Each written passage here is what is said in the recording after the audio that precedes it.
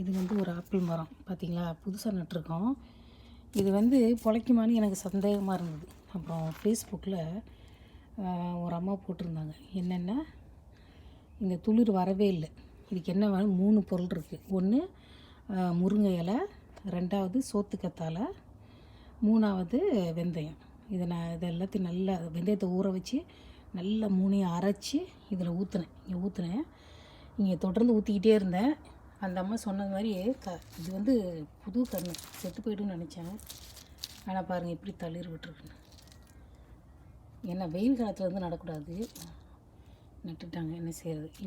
இந்த இது வர்றதுக்கு காரணமே அந்த அம்மா ஒருத்தவங்க சொன்ன டிப்ஸு தான் காரணம்.